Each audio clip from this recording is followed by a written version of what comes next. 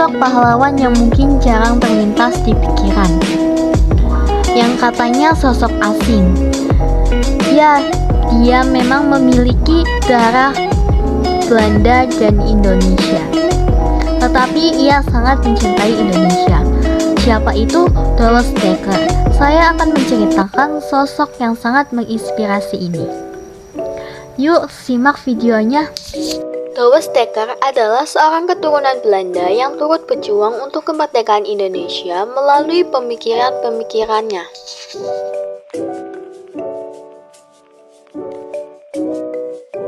Danu Dirja Setiabudi lahir dengan nama Ernest Francisco Eugen Douwe Dekker. Douwe Dekker lahir pada tanggal 9 Oktober 1879.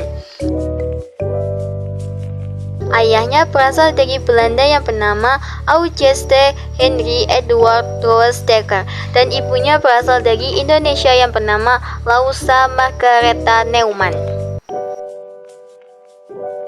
Douwe Dekker adalah keponakan dari Edward Douwe Dekker alias Multatuli, penulis buku Max Havelaar yang terkenal.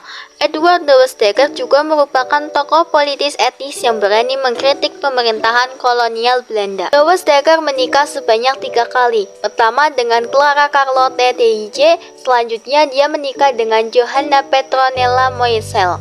Kemudian bersama Nelly Alberta Gersema, janda beranak 1. Pendidikan dasar ditempuh di Pasuruan, sekolah lanjutan pertama diteruskan ke HBS di Surabaya, lalu pindah ke Gymnasium Koning Willem III School, sekolah elit setingkat HBS di Batavia. Selepas lulus sekolah, ia bekerja di perkebunan kopi Sumber Duren di Malang, Jawa Timur. Di sini dia mengetahui bagaimana penindasan yang dilakukan oleh Belanda dan Eropa terhadap rakyat pribumi. Setelah tidak bekerja, Douwe Dekker memutuskan untuk pergi ke Afrika Selatan untuk ikut dalam Perang Boer kedua melawan Inggris.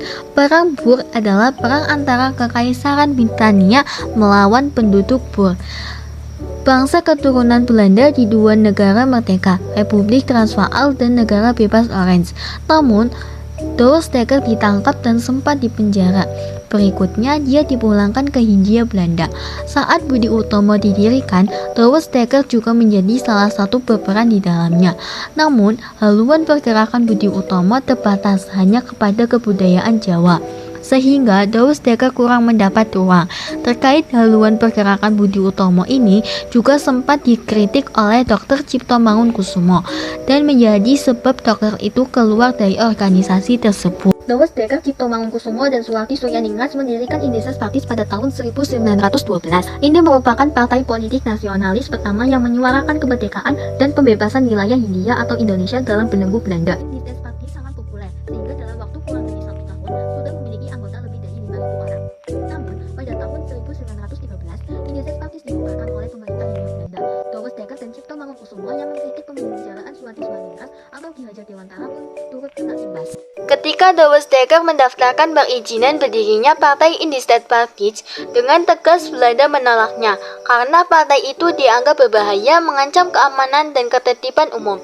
Tapi bukan Douwe Dekker jika langsung menyerah. Dengan kemampuan jurnalistiknya, kerap kali Douwe Dekker menantang pemerintah Hindia Belanda lewat tulisan-tulisan yang tajam, memojokkan dan pedas di berbagai media.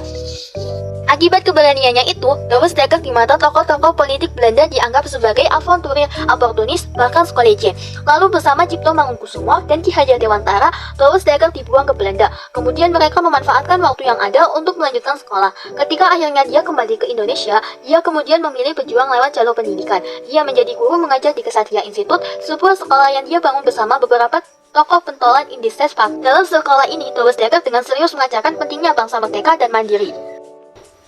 Douwe Dekker juga mendirikan Sekolah Kesatria Institute. Tujuan sekolah ini adalah untuk memberikan kesempatan belajar yang baik dan lebih luas bagi rakyat Hindia Belanda. Ia diciduk tentara Belanda yang tiba 2 hari sebelumnya di Yogyakarta dalam rangka aksi polisionil. Setelah diinterogasi, ia lalu dikirim ke Jakarta untuk diinterogasi kembali.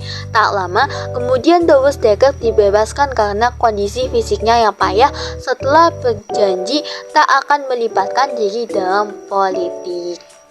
Banyak sekali perjuangan yang telah dilalui Doris Dekker. Ia wafat pada tanggal 28 Agustus 1950. Jasa-jasa yang beliau tinggalkan sangat banyak. Salah satunya jalan yang bernamakan Setiabudi yang terdapat pada namanya Danudija Setiabudi.